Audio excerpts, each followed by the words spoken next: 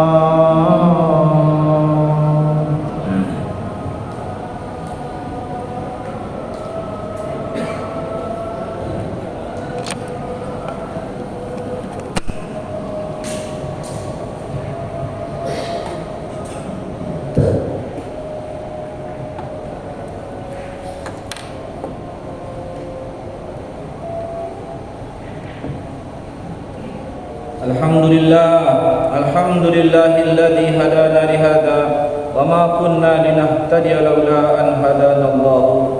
Ashhadu an la ilaha illallah wahdahu la syarika lahu wa ashhadu anna Muhammadan abduhu wa rasuluhu la nabiyya ba'dahu. Allahumma salli wa sallim wa barik ala nabiyyina Muhammadin wa ala alihi wa sahbihi wa man walahu, amma ba'd. Fa ya ibadallah, usikum wa nafsi bitaqwallah, faqad fazal muttaqun. Wa qala ta'ala fi kitabihil karim, a'udzu billahi minasyaitonir rajim. Bismillahirrahmanirrahim. Ya ayyuhalladzina amanu taqullaha haqqa tuqatih wa la tamutunna illa wa antum muslimun.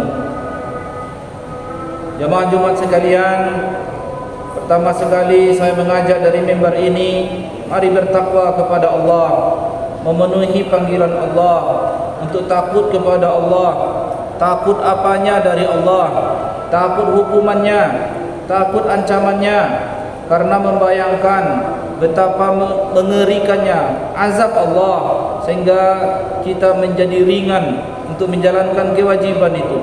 Karena membayangkan betapa menakutkannya, betapa dahsyatnya azab Allah, sehingga kita tidak berani melawan dan menerobos larangan Allah itu.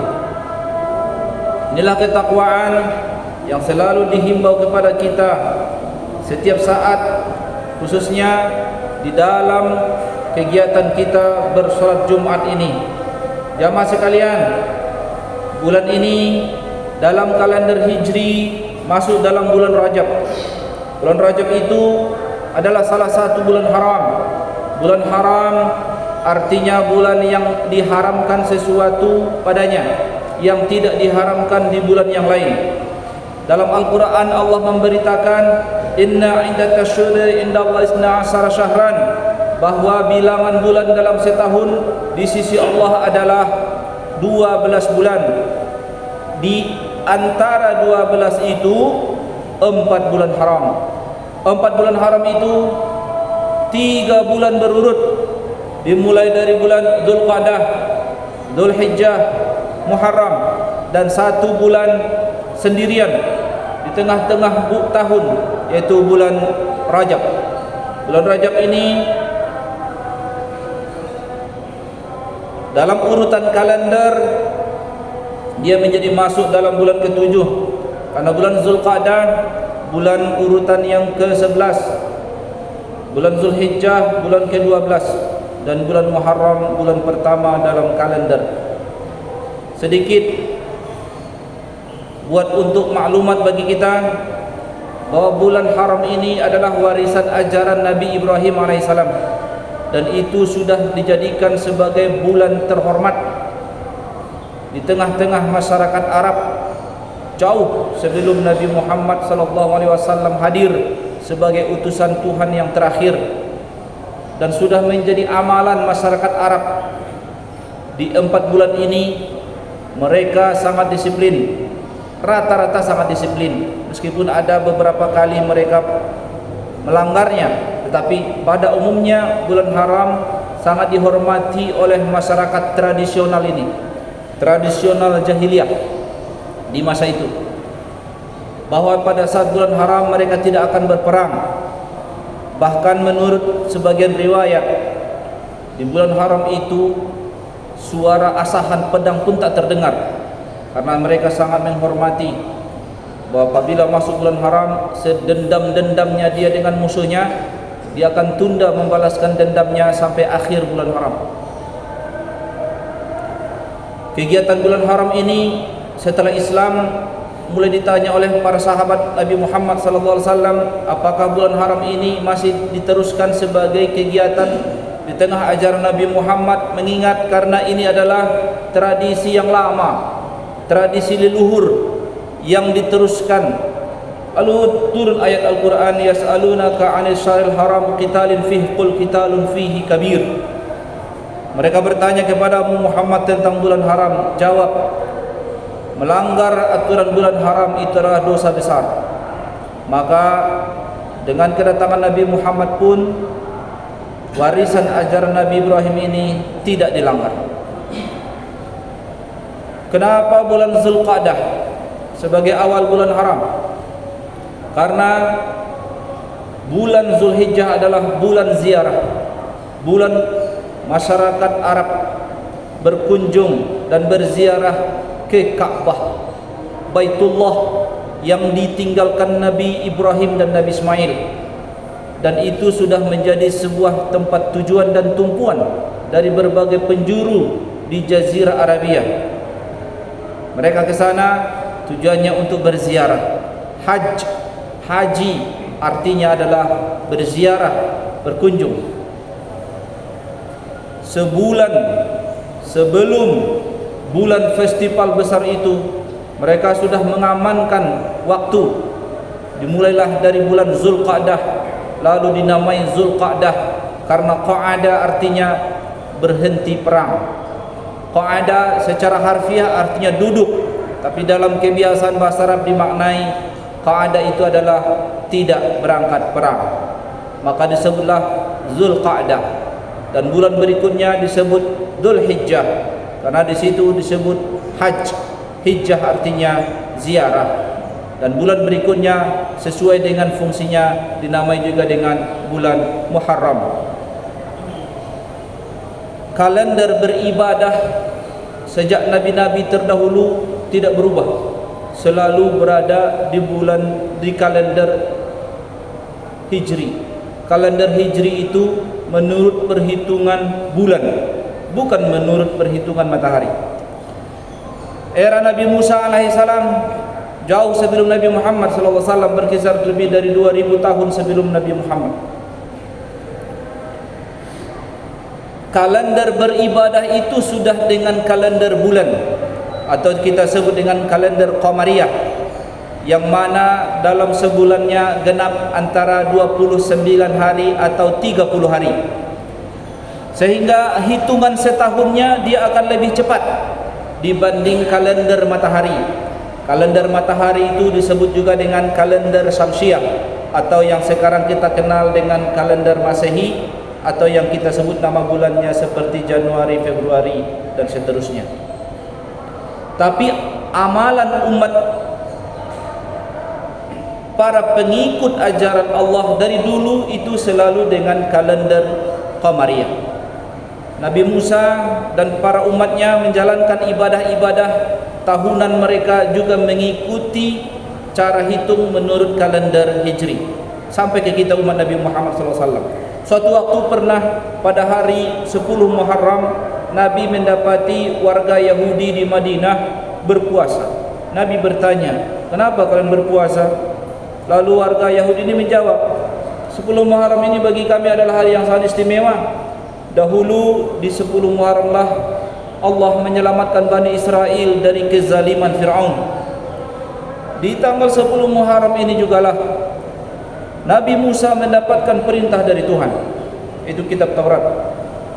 Dan itu diakui juga oleh para mufassir kita pada saat menjelaskan ada ayat di dalam Al-Quran, "Ingatlah wahai Muhammad, wa iz wa'adna Musa 40 lailah." Ingatlah wahai Muhammad, pada saat itu kami membuat perjanjian dengan Nabi Musa selama 40 hari. Dan para mufassir kita menjelaskan 40 hari itu startnya di hari tanggal 1 Zulhijjah, akhir Zulhijjah 30 hari, ditambah 10 hari lagi masuk bulan Muharram, maka tanggal 10 Muharram. Artinya apa? Umat-umat ajaran Allah, para pengikut para nabi, mereka menjalankan ibadahnya menurut tahun Hijri. Baru-baru ini pun, berapa hari yang lalu, ormas besar di Indonesia, Nahdlatul Ulama, memperingati harlah 100 tahunnya itu mengikuti kalender Hijri, bukan mengikuti kalender Masehi. Dengan kalender Hijri, maka genaplah usia ormas itu dengan 100 tahun. Begitu juga kita mengamalkan zakat. Tahun pertama penanggalan dan pencatatan usaha kita dihitung dengan penghitungan tahun Hijri, bukan Masehi. Artinya tidak mengapa juga kalau ada orang memperingati hari syukur lahirnya, dia biasakan jugalah mengingat hari lahirnya sesuai dengan tanggal Hijri. Dan salah satu kenyataannya, ada para pengikut ajaran Tuhan sebelumnya, mereka melakukan bid'ah yang besar dalam agama, sehingga mereka memperingati hari lahir Nabi itu mengikuti tahun Masehi karena memaksakan sesuai dengan musim. Dan kita tidak. Bulan Ramadan itu akan berputar di sepanjang musim, karena bulan Ramadan itu dihitung bukan mengikuti kalender matahari. Sebuah pesan yang lebih penting juga yang ingin saya sampaikan dalam kesempatan ini adalah, ini bulan Rajab, sangat dianjurkan kita banyak-banyak beramal soleh. Amal soleh itu bisa berupa amal ibadah atau beramal muamalah. Dua-duanya kesalehan. Mau memilih amal kesalehan lewat ibadah, banyak pilihan. Bisa dia berumrah, bisa dia berpuasa sunat, atau dia menambah ketingkatan amal-amal sunatnya, atau juga dengan amal muamalah. Mungkin dia berziarah ke sahabatnya, kerabatnya, atau dia menyumbangkan sebagian hartanya. Ini semua adalah amal-amal saleh yang sangat dianjurkan kita lakukan, khususnya di bulan haram ini. Dan Rasulullah SAW banyak juga berdoa, Allahumma barik lana fi Rajaba wa Sya'bana wa balighna Ramadana. Ya Allah, berilah kami keberkahan di bulan Rajab, juga di bulan Sya'ban, dan sampaikanlah kami, usia kami, hidup kami hingga bulan Ramadan. Ini pertanda bahwa Rasulullah SAW sangat menjadikan bulan Rajab ini spesial, dan kespesialan itu harus diisi dengan menambahnya dan meningkatnya amal kesalehan. Dan kesalehan itu jangan kita hanya menguncinya dalam amal ibadah mahdah berupa solat dan puasa, tetapi juga amal kesalehan itu berupa amal muamalah. Amal-amal itu ada yang sudah diberikan oleh Allah barakot harganya, seperti amal-amal solat ada barakot harganya. 2 rakaat fajar itu lebih baik daripada dunia dan seisinya. Solat berjamaah itu 27 kali daripada solat sendirian. Itu ada barakot harganya. Tapi banyak juga amal yang hanya Allah yang mengetahui harganya, karena saking mahalnya, bukan karena saking murahnya. Di dalam Al-Quran Allah berfirman, innama yuwaffas sabiruna ajrahum bighairi hisab. Orang-orang yang sabar itu dititipkan pada Allah harganya. Dan inilah amal kita setiap hari. Maka bayangkan setiap kita beramal, kita berjualan dengan Allah, kita penjualnya, Allah pembelinya. Maka tentu kalau kita barang kita mau dibeli oleh Allah, pasti kita tidak akan mau menjual perbuatan yang haram. Tak akan yakin kita tidak akan laku hati.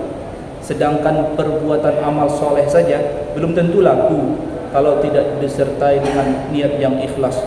Bahkan orang itu kalaupun ikhlas, belum tentu juga Allah beli, karena tidak ada keterpaksaan bagi Allah untuk membeli amal hambanya. Buktinya Nabi Ibrahim alaihissalam dan Nabi Ismail, setelah Allah perintahkan mereka membangun Ka'bah dan mereka selesai membangunnya, Nabi Ibrahim pun tetap berdoa, Rabbana taqabbal minna innaka antas samiul alim. Ya Allah, terimalah dari kami, Engkau Maha Pendengar, Maha Mengetahui. Oleh karena itu, untuk menambah semangat kita terus beramal saleh, bayangkan tidak mungkin kita melakukan sesuatu yang haram lalu kita mohon kepada Allah, ya Allah tolong dibeli amal saya ini. Tapi hanya amal salehlah yang kita merasa percaya diri untuk dibeli oleh Allah sebagai harga yang akan kita dapatkan nanti setelah mati. Apa modalnya? Modalnya hanya umur saja, hidup ini. Maka hidup ini adalah harus kita syukuri, dan sebagai bentuk kesyukuran kita menjalani kepatuhan kepada Allah. Dan Allah itu maha baik. Apapun yang kita lakukan berupa amal kesalehan, Dia akan membelinya dan dibayarnya. Dan dari sekian banyak amal, yang mahal di sisi Allah adalah amal jihad fi sabilillah, yang mengorbankan harta dan nyawanya demi ajaran Allah. Tapi walaupun jihad itu sangat mahal, tidak mudah juga untuk mendapatkannya, karena amal ini ketat prakteknya, harus ada imamnya. Dan di masa Nabi Muhammad SAW beliaulah imamnya. Nabi Muhammad wafat, Abu Bakarlah imamnya. Abu Bakar wafat, Umar bin Khattablah imamnya. Dan demikianlah seharusnya, karena jihad itu amal perang, mengorbankan harta dan nyawa, tidak boleh dilakukan oleh seorang-seorang, tapi harus ada imamnya.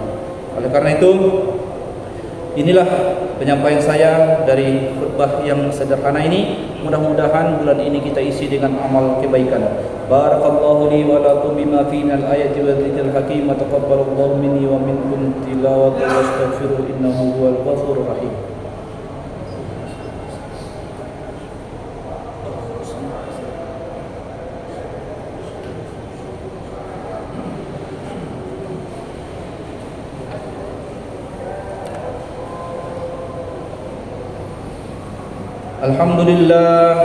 Alhamdulillahilladzi hadana lihada wa ma kunna linahtadiya laula an hadana Allah. Asyhadu an la ilaha illallah wahdahu la syarika lah, wa asyhadu anna Muhammadan abduhu wa rasuluhu la nabiyya ba'dah. Allahumma shalli wa sallim ala sayyidina Muhammadin wa ala alihi wa sahbihi wa man wala, amma ba'd. فيا عباد الله أوصيكم ونفسي بتقوى الله فقد فاز المتقون. وقال تعالى في كتابه الكريم أعوذ بالله من الشيطان الرجيم بسم الله الرحمن الرحيم يا أيها الذين آمنوا اتقوا الله حق تقاته ولا تموتن إلا وأنتم مسلمون إن الله وملائكته يصلون على النبي يا أيها الذين آمنوا صلوا عليه وسلموا تسليما اللهم صل وسلم وبارك عليه. اللهم اغفر للمسلمين والمسلمات والمؤمنين والمؤمنات الأحياء منهم والأموات إنك سميع قريب مجيب الدعوات يا قاضي الحاجات. اللهم أصلح لنا ديننا الذي هو عصمة أمرنا وأصلح لنا دنيانا التي فيها معاشنا وأصلح لنا آخرتنا التي إليها معادنا واجعل الحياة زيادة لنا من كل خير واجعل الموت راحة لنا من كل شر. اللهم إنا نسألك خير ما سألك منه نبينا محمد صلى الله عليه وسلم ونستعيذ بك من شر ما استعاذك منه نبينا محمد صلى الله عليه وسلم. اللهم بارك لنا في رجب وشعبان وبلغنا رمضان. ربنا هب لنا من أزواجنا وذرياتنا قرة أعين واجعلنا للمتقين إماما. ربنا اغفر لنا ولإخواننا الذين سبقونا بالإيمان ولا تجعل في قلوبنا غلا للذين آمنوا ربنا إنك رؤوف رحيم. ربنا ظلمنا أنفسنا وإن لم تغفر لنا وترحمنا لنكونن من الخاسرين. ربنا آتنا في الدنيا حسنة وفي الآخرة حسنة وقنا عذاب النار والحمد لله رب العالمين. عباد الله إن الله يأمر بالعدل والإحسان وإيتاء ذي القربى وينهى عن الفحشاء والمنكر والبغي يعظكم لعلكم تذكرون. فاذكروا الله العظيم يذكركم واشكروه على نعمه يزدكم ولذكر الله أكبر. أقم الصلاة.